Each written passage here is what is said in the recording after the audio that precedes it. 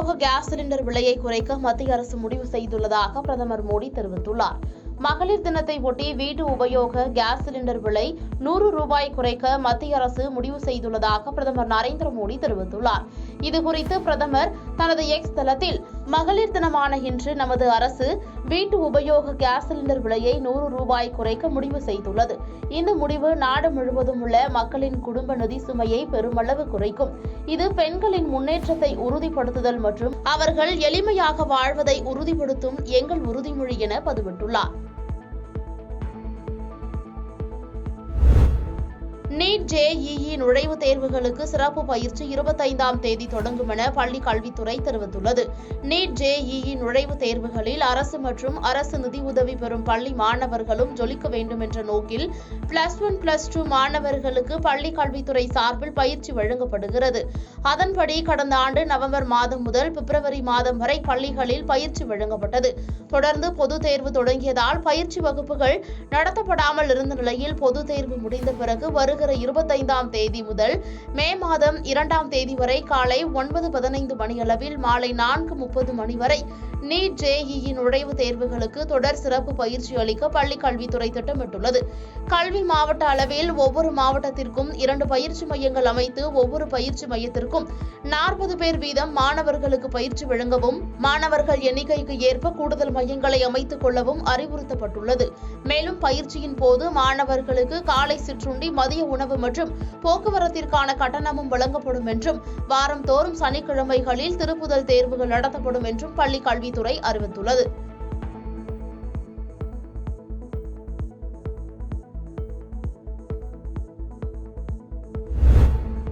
தேர்தல் பத்திரம் மூலம் பெறப்பட்ட நன்கொடை விவரங்களை சமர்ப்பிக்க பாரத ஸ்டேட் வங்கி கூடுதல் கால அவகாசம் கேட்டுள்ளது.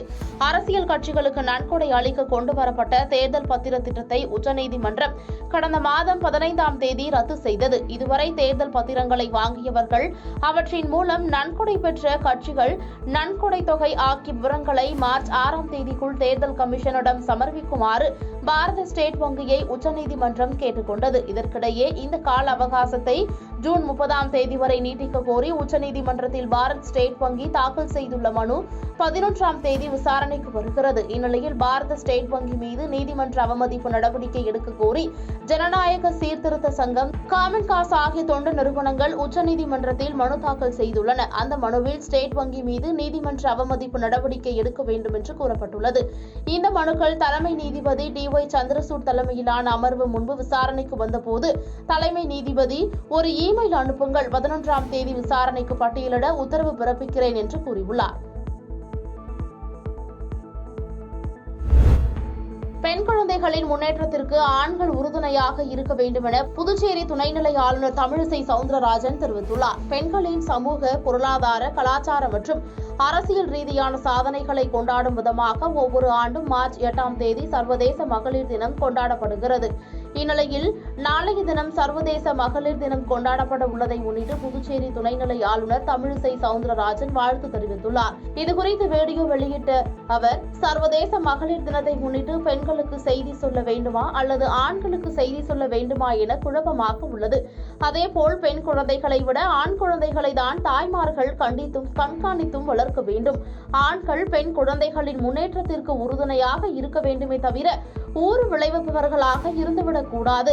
பெண்கள் தடைகளையும் வாய்ப்புகளாக மாற்றக்கூடியவர்கள். தடைகளை உடைத்து வெற்றியாளர்களாக வலம் வர அனைத்து பெண்களுக்கும் எனது மகளிர் தின வாழ்த்துக்களை தெரிவித்துக் கொள்கிறேன் என கூறியுள்ளார்.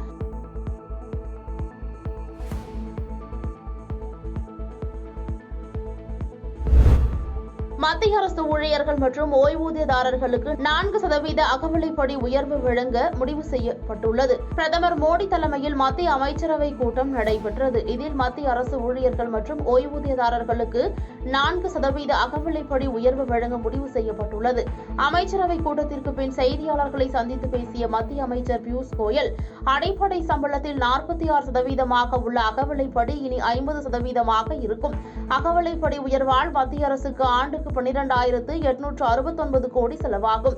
இதனால் 49,18,000 மத்திய அரசு ஊழியர்களும் 67,95,000 ஓய்வூதியதாரர்களும் பலனடைவார்கள் என தெரிவிக்கப்பட்டுள்ளது. மேலும் இந்தியா AI மிஷன் என்ற புதிய திட்டத்திற்கும் மத்திய அமைச்சரவை கூட்டத்தில் ஒப்புதல் அளிக்கப்பட்டது. 5 ஆண்டுகள் அமல்படுத்தப்படும் இத்திட்டத்திற்கு 10,372 கோடி ஒதுக்கீடு செய்யப்படும் என தெரிவிக்கப்பட்டுள்ளது.